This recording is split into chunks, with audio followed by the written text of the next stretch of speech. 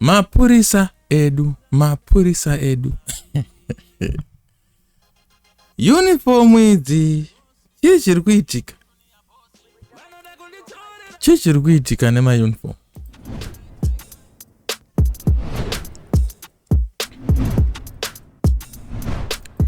Makadi muri eZimbabwe tikudai kusangana pano pasekuru kudo picture TV. Unoziva kuti tichikupai ma latest ma breaking news. Also hatingoita izvozvo chete asi tinouya kuzodiscussa nemi pamwe chete ndichikupai muono wangu kana kuti mafungiro angu pane nyaya dzinenge dzichiitika munyika yedu yeZimbabwe. So please kana usati wasubscribe kutokumbirisa mwana wamai chingotokonya chibhatani icho. Ona vana vamwe vari kutongorarama nazvo zveYouTube izvi.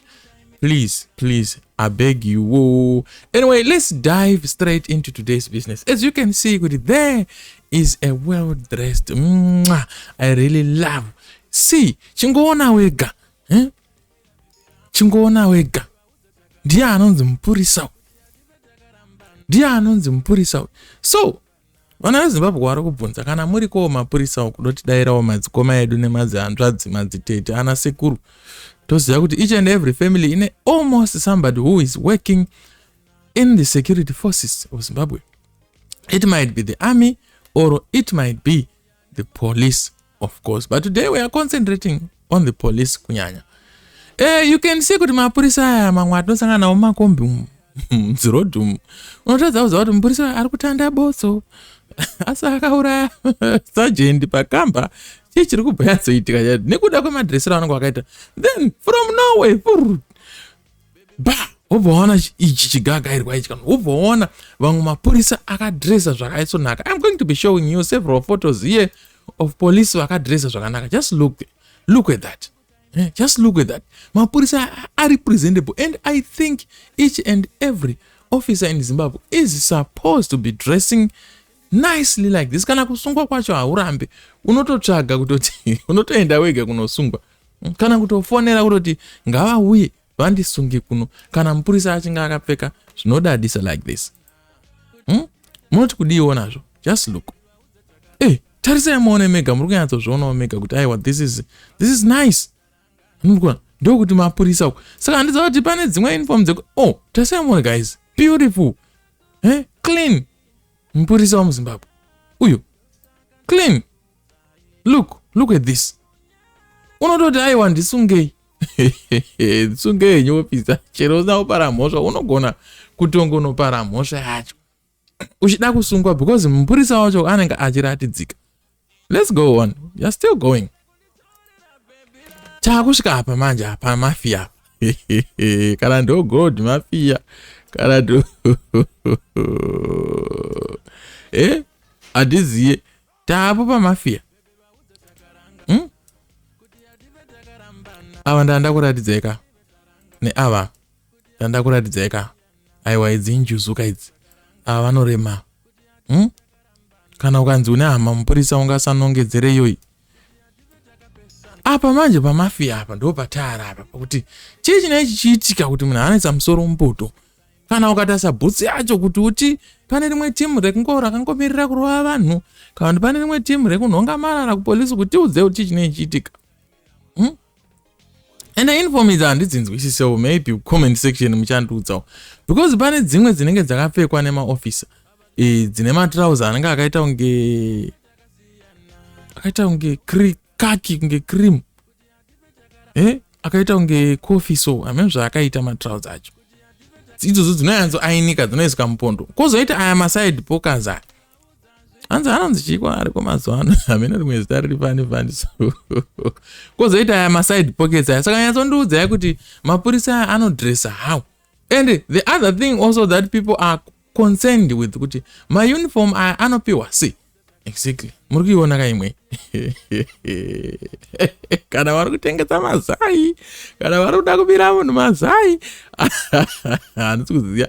Neheti dzacho idzi dzinoita kunge dzekutraining. Handinyasoziva nemabhegi ava kuti ndeepolisi here baba. Pane mabhegi ari kumashure aya. Chii chiri kuitika? Chii chinenge chiitika? So people are concerned. People they want to know kuti my uniform aya unozvitengera here. Vanhu vari kuda kuziva kana zvichiita votengerawo hama dzavo dzochenawo kumabasa uku. kana kuti wokurudzirawo abi ayo kuti aiwa komana muri kutinyadza onai vamwe wenyu makachena. Saka people want to know, citizens are concerned kuti mauniform anopiwa here nehurumende. Kana achipiwa nehurumende, ko chii chinoitika kuti mumwe anenge aine uniform yakasakara, yapera basa, yaumbuka, yacheneruka, mumwe anenge aine iri dhaki, iri kupfekeka, iri kuainika. So that is the question ine vanhu.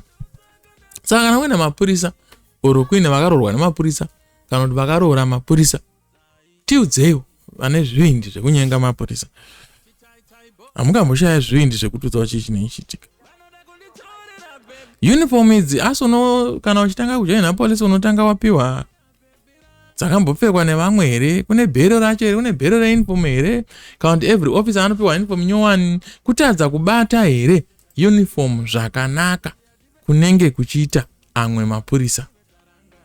Onai ava zvinodadisa. Just look, tarisawo wega, unyanzona kuti haiwa uyu mutakunanzva ndo Galitos chairi ndo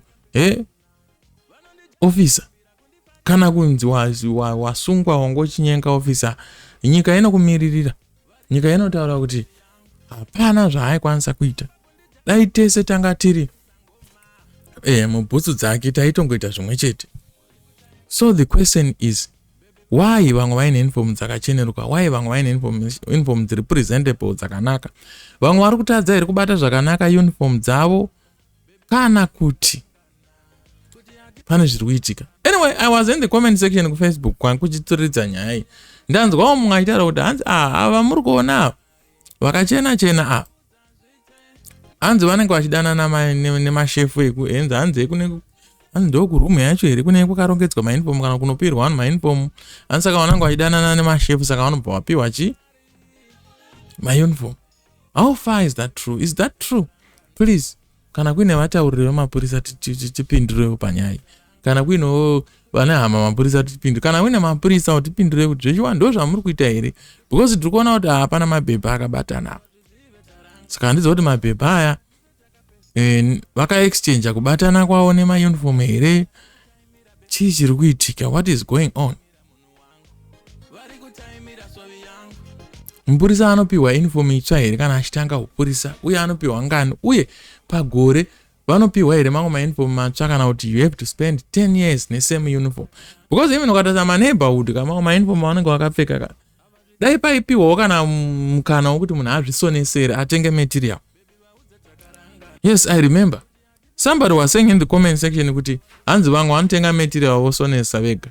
I don't know kuti mabheji aya vanosonesa kumbare here kana kuti chinozoitika.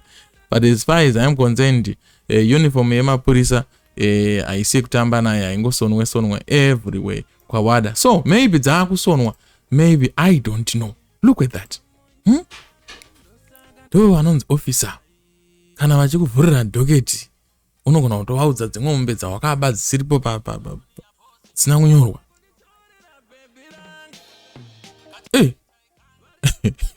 Unototaura kuti pane dzimwe mombe dzamusiri kuziva dzandakaba, because unenge uchinyatsosungwa kana kuti uchipiwa mhosva kana kuti uchiinvestigatewa naofficer vakachena like that lady arapa. Aiwa, ngativaomberere maoko. So guys, let me know in the comment section, what do you think about this? What is going on? What is the cause inoita kuti amwe maofficer ange akadressa like this?